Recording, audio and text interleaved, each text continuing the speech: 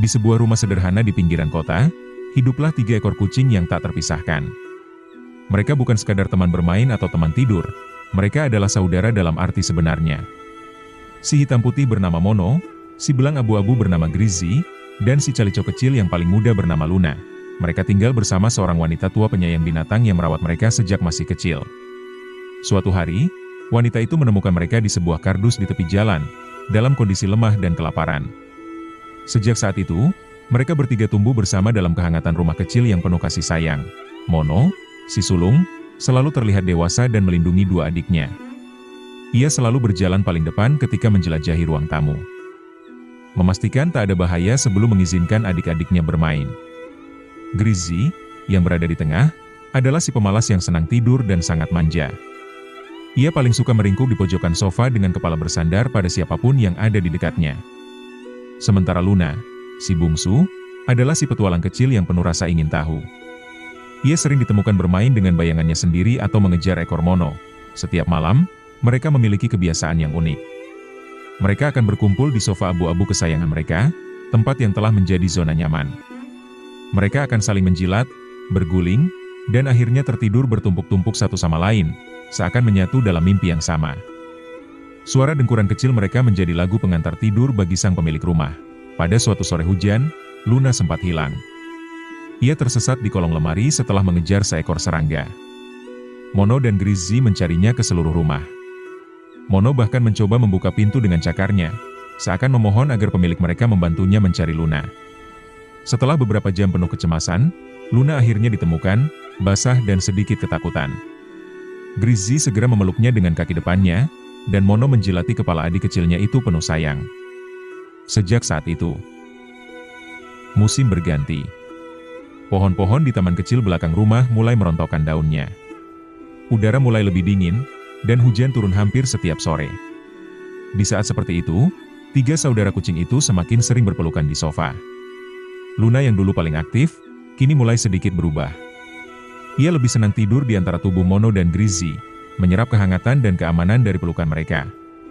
Kadang, ia memandangi hujan dari balik jendela, matanya yang besar memantulkan cahaya mendung dengan rasa ingin tahu yang masih tersisa. Mono tetap menjadi penjaga. Setiap kali terdengar suara asing di luar rumah, Mono akan berdiri, telinganya tegak, matanya fokus. Ia tidak akan tenang sebelum memastikan rumah mereka tetap aman. Grizzy, meskipun pemalas, tidak pernah ragu untuk mendekati siapapun dari mereka yang merasa takut. Ia seperti selimut hidup, selalu ada untuk menghangatkan, meski sering tertidur di tengah tugasnya. Suatu malam, ketika listrik padam karena badai, rumah menjadi gelap total. Hanya cahaya kilat sesekali yang menerangi ruang tamu. Sang pemilik rumah menyalakan lilin di meja, lalu duduk sambil memanggil 3 kucing kesayangannya.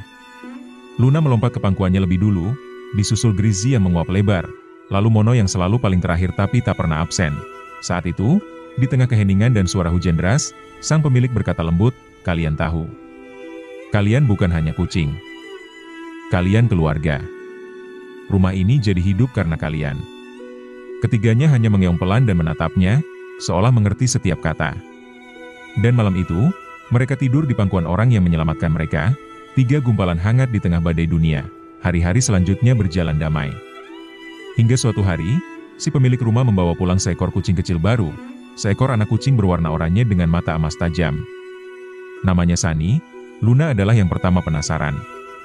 Ia mendekati Sunny, mengendus, lalu menjilati kepala kecilnya. Grizzy datang berikutnya dan langsung.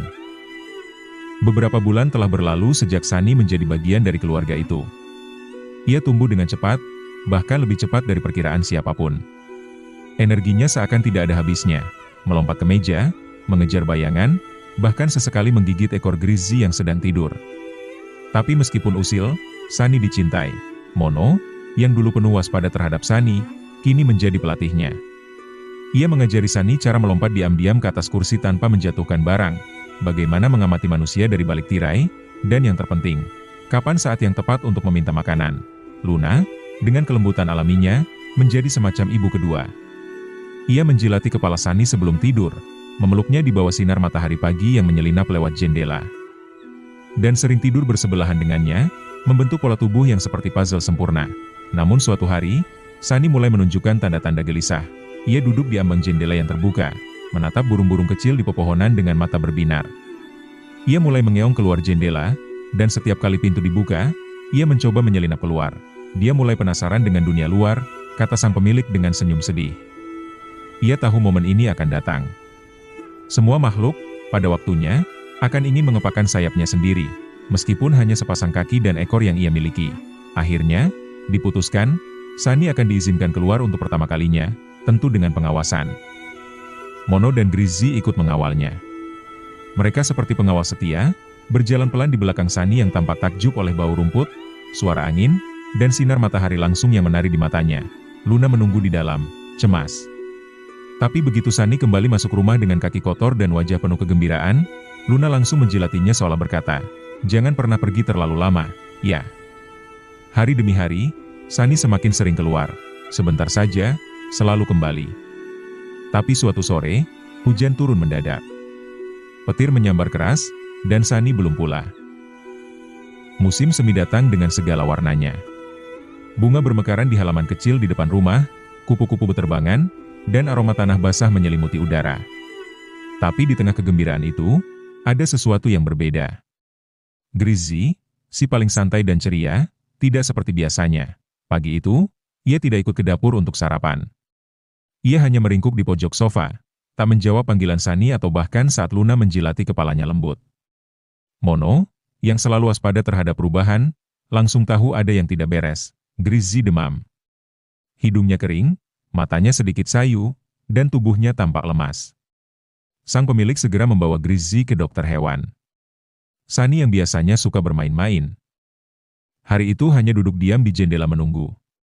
Luna tak bergerak dari tempat tidur Grizzy yang kosong, seolah menunggu kehangatan itu kembali. Mono berkali-kali mengeong, seperti menanyakan, kapan dia pulang? Malam datang, dan akhirnya sang pemilik pulang membawa Grizzy dalam gendongan. Ia masih lemas, tapi matanya menyiratkan kelegaan. Ia hanya flu kucing, kata dokter, tidak berbahaya, tapi butuh istirahat, dan sejak malam itu, semua berubah. Mono tidur di kaki Grizzy, menjaga seperti pengawal kerajaan. Sunny, yang biasanya suka mengganggu, hanya duduk di dekatnya dan menatap dengan mata besar penuh kekhawatiran. Luna tak meninggalkannya sedetik pun, memeluk Grizzy dalam tidur. Menjilatinya seperti seorang ibu. Grizzy, meski lemah, tersenyum dalam bahasa kucing, lewat mata yang setengah tertutup dan suara dengkuran kecil. Ia tahu betapa ia dicintai. Dan bahwa tidak ada tempat lebih aman dari rumah ini. Bab, ulang tahun Luna. Beberapa minggu setelah Grizzy sembuh sepenuhnya, sang pemilik rumah membuat keputusan yang manis. Ia akan merayakan ulang tahun Luna.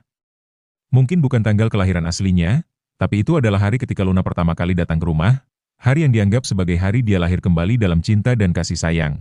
Pagi itu, dapur sibuk. Pemilik. Tamu tak terduga. Suatu siang yang sunyi, di saat Sunny dan Luna sedang tidur siang di bawah sinar matahari, Mono duduk di ambang pintu rumah memandangi jalanan. Ia mendengar suara langkah lembut, nyaris tak terdengar, lalu aroma asing yang perlahan mendekat. Di ujung jalan kecil, muncullah sosok kucing betina berwarna putih dengan corak coklat muda di wajah dan kaki. Perutnya besar, jelas terlihat bahwa ia sedang mengandung. Matanya lembut, tapi juga penuh kehati-hatian. Ia tampak kelelahan dan lapar. Mono berdiri. Biasanya ia tak mudah menyambut pendatang baru. Tapi kali ini, ia hanya menoleh ke dalam rumah, seolah memberi isyarat. Sang pemilik rumah yang baru saja keluar membuang sampah langsung melihat kucing itu.